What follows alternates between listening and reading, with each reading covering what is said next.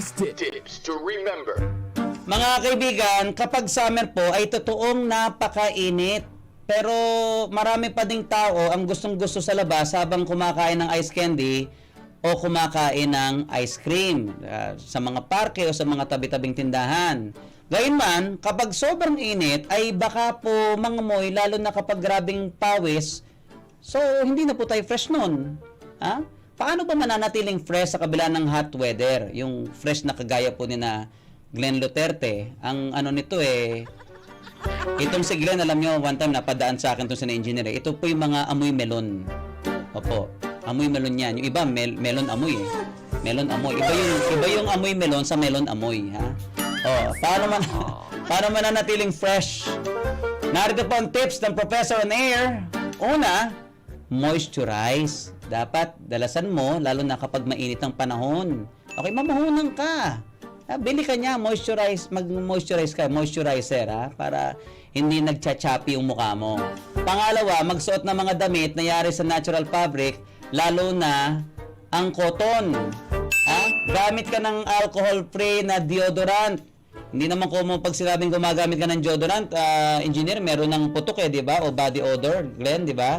Anong nangyari kasi pagka halimbawa, nakitang gumagamit ka, parang iniisip nila, napaka-toxic mag-isip na meron kang ganun. Hindi. Yan po ay protection. Protection po yan, lalo ngayon, napakainit ng lagay ng panahon. O bili ka at gumamit ka ng wet o scented wipes. Yung scented wipes, mas maigi yan kaysa dun sa mga tuyong tissue na kasi ito parang meron ng kasama o kalakip na alcohol gel di ba? Meron ka ng parang tubig, hindi ka mahihirapan. Punas mo lang yan, parang na-moisturize ka na rin, na-refresh. Ano pa, gamitan mo ng magandang fabric conditioner ang damit mo at laban ng maayos. Kasi parang naka-built-in na dun yung pabango no? Yung damit mo, mabango ka din, dami ka na. Tsaka banlawan mo mabuti. Hindi yung parang kalahati lang yung pagkakabanlaw, babaho yun, pati ikaw, dami doon, di ba? Kahit sabihin mong, hindi naman ako yung mabaho, yung damit ko, dami ka doon. Paano ka makakalusot doon?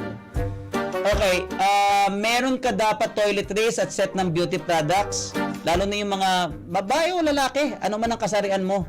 Meron ka dapat ganyan. Ako nga, meron akong toiletries niyan yung kompleto ako, meron akong toothbrush, may mouthwash ako, meron pa ako sa sasakyan.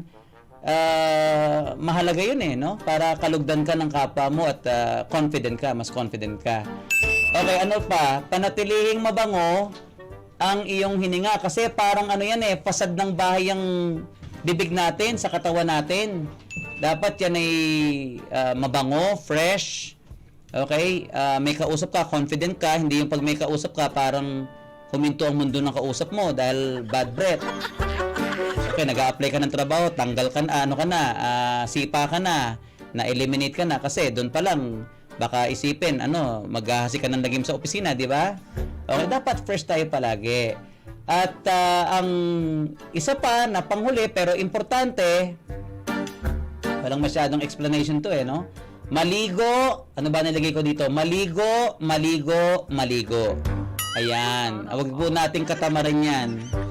Okay, mahalin po natin ang ating sarili at magkaroon naman po tayo ng malasakit sa iba na pag mapapadaan tayo, mapapangiti at hindi po mapapasimangot o masisira ang araw.